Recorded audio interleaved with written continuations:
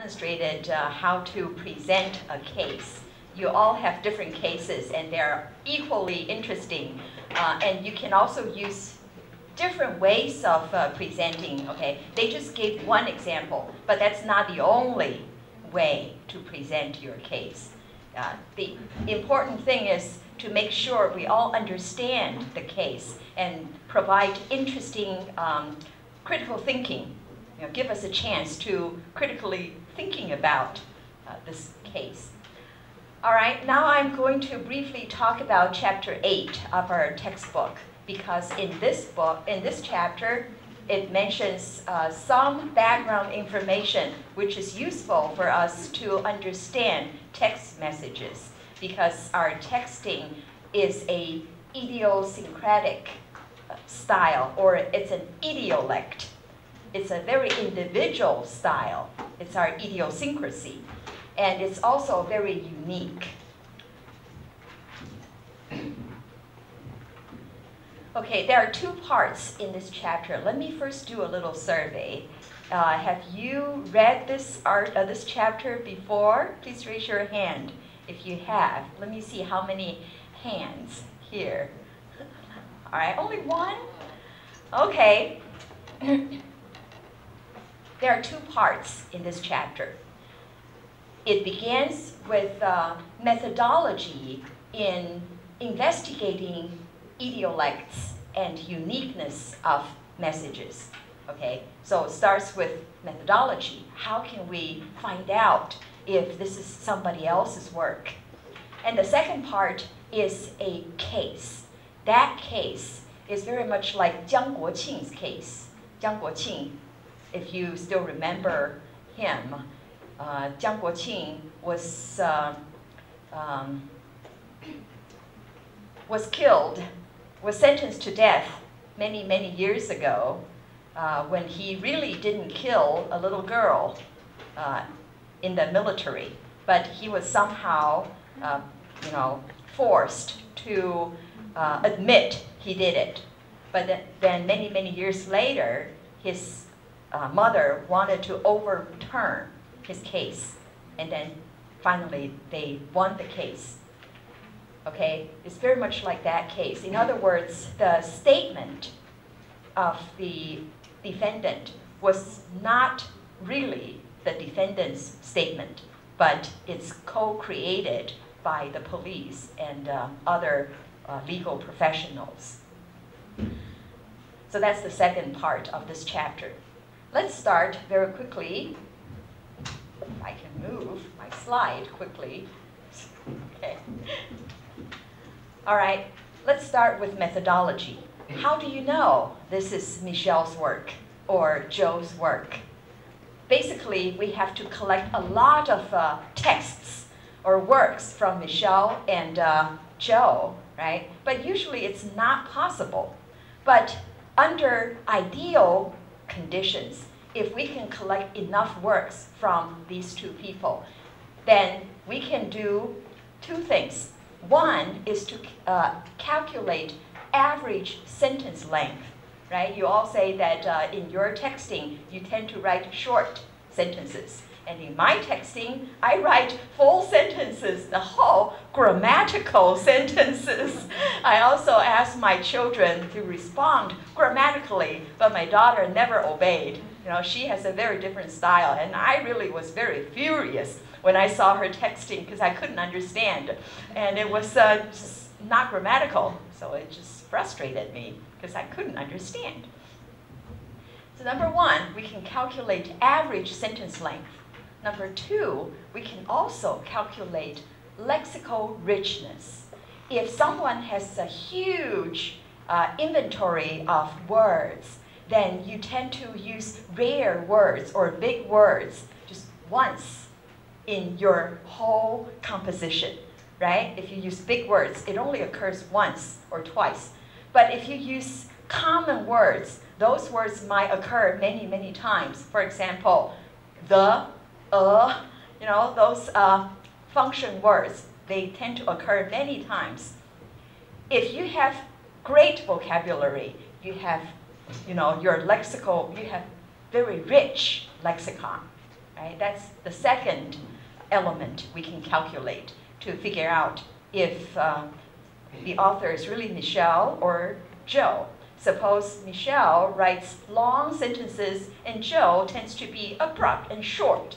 And Michelle has great vocabulary, Joe has limited vocabulary, who repeats himself again and again with limited English words. Now, if we have two authors who work on the same book, we want to decide which chapter is written by author 1, which chapters are written by author 2. Then we can look at their stylistic differences by calculating their average sentence length and lexical richness. If you look at this table, you will see very clearly chapter 1, 3, 5 tends to be long, right? Average sentence length tend to be long. But chapter 2 and 4 tend to be shorter sentences. Can you see that? Long versus shorter, right? And then if you focus on lexical richness, you also see chapter 1, 3, 5 has higher, numbers in lexical richness, but chapter 2 and 4 has lower scores, right?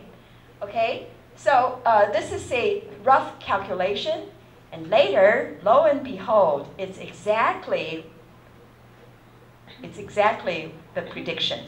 In other words, this is the book authored by two people. First one is Arthur Moore. The second person is Edward Dowson. Arthur Moore and Edward Dowson decided to write alternate chapters when they began the work. Arthur said, I'll write chapter 1, 3, 5, and so on. And Dowson, you write chapter 2, 4, 6, and so on. But unfortunately, after two chapters, chapter 2 and chapter 4, the second author became very lazy. Okay? He became lazy. That's what it says here. The dilatoriness of Dowson, meaning he's very lazy. He didn't turn in his work on time. But finally, the first author decided to do most of the work, and finally they finished the book. Some of the chapters were co-authored, but only chapter 2 and 4 were authored by the second person. Okay? How do we know? We can calculate two things. What are they? First, you still remember? Average sentence length. Next, lexical richness. Okay, so this is methodology. And we can also look at cumulative sum.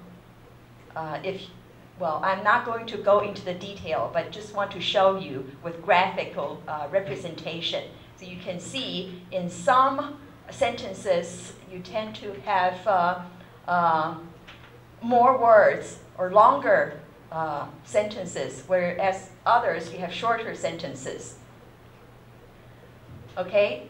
The third example is you can use a computer program called a neural network to detect whether this is a Shakespeare's work or somebody else's work.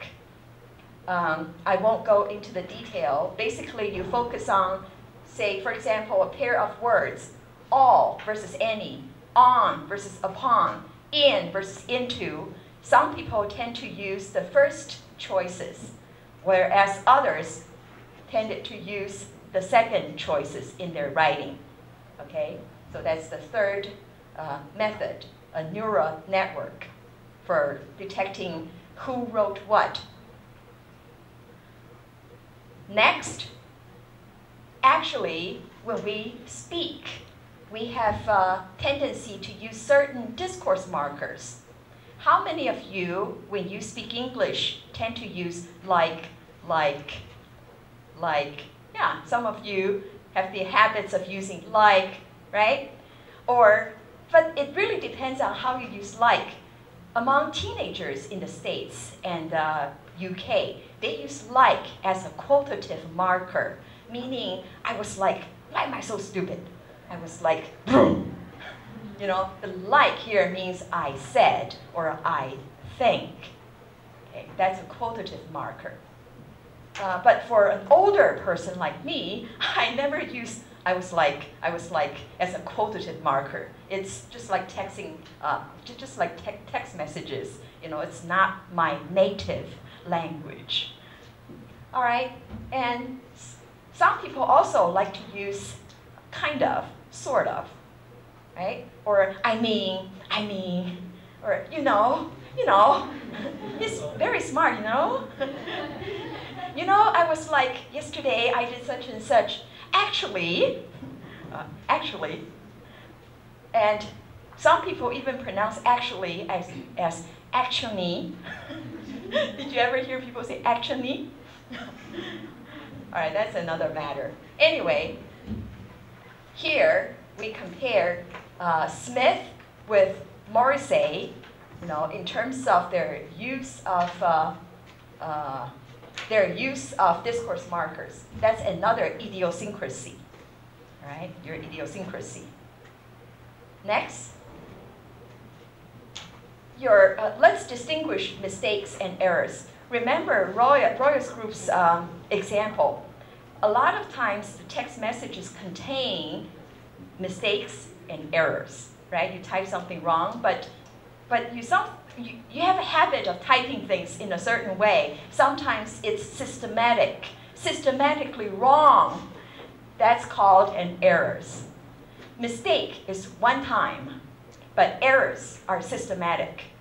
You tend to use English in a certain way, right? Even though it's not the standard style. Your errors can give away who you are. Next, style markers. Okay, this is very important when you analyze your text messages.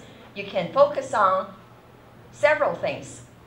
Number one, text format. For example, Andy just said when he answered, he tend to use space, and then, right, 2 spaces.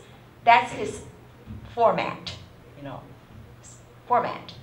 And numbers and symbols, some of you, like 8, right? What's this mean? Oh, okay, numbers and symbols. Okay, where's your, here, symbols, right? I would never use them. Abbreviations, right? LOL and others. And, okay, like where and should, and so on, abbreviations. Or some of the examples from that video clip. The very last example, it was actually cut because it was just not acceptable to be spelled out as C-U-N-T. Right? It's vulgar. You're not supposed to even say it. All right, next, punctuation. Yeah, punctuation. Capitalization. Spelling. Word formation, syntax, discourse, errors and correction, and high-frequency word and phrases. These are all, categories that you can focus on when you analyze somebody's style. Okay? And basically, we just look at people's text. We look for consistency. People are consistently making errors, consistently making emoticons or different format. They are very consistent, and you want to look at resemblance. You also look for resemblance. So, for example, Joe has certain consistent way of texting. Okay, of course it's not sexting; it's texting. I think Roya introduced a very interesting concept, which is related to our topic next time, which is on sexual harassment. I hope your group 2, will make some connection, in C.C. McDonald's case, to make some connection with sexual harassment. Okay. Of course, sexting can be an example of sexual harassment if you text pornographic pictures to other people. People can be assaulted that way. Okay. So basically, when we do analysis of texting, we can identify things qualitatively. For example, you write out, right, some of the examples. This is the first step. You wrote them out. These are qualitative observations. But then we can do a quantitative analysis by looking at recurring examples of all these idiosyncrasies, recurring examples. That's quantitative. Okay, that's part one, which deals with methodology. Part two is Jiang Guoqing's case, but in UK. UK's Jiang Guoqing. Okay, Michelle, could you read it? Could you read this case?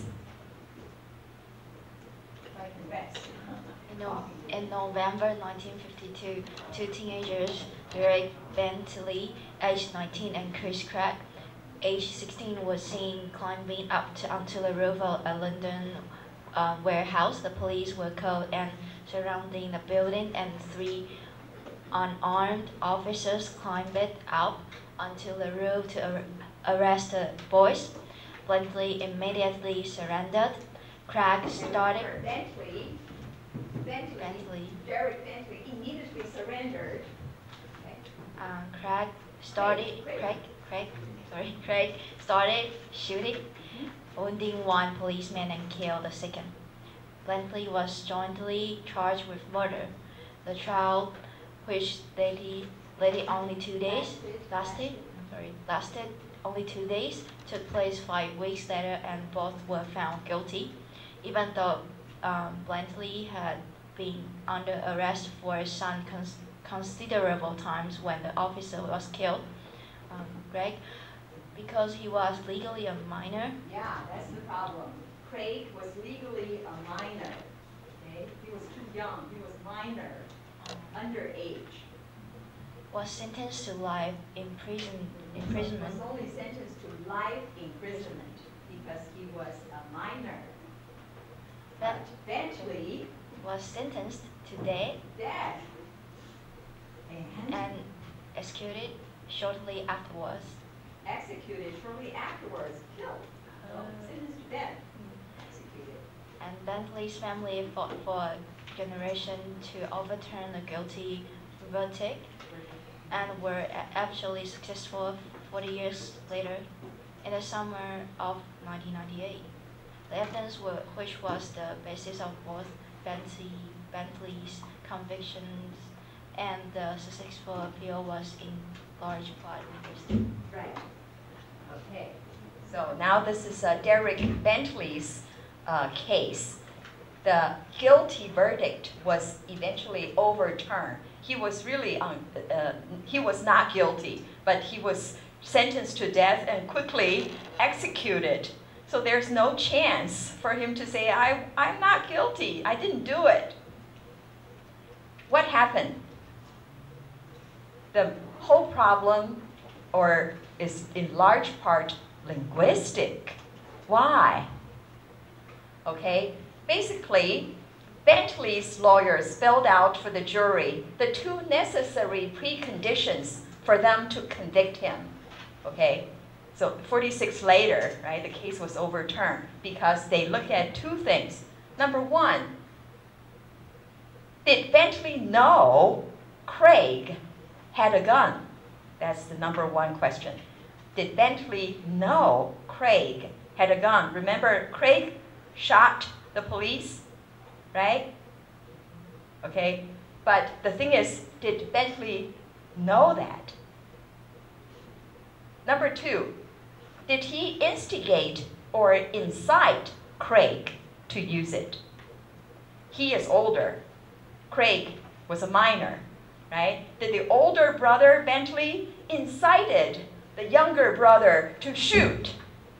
First of all, did he know the younger brother had a gun? Number 2, did he incite him?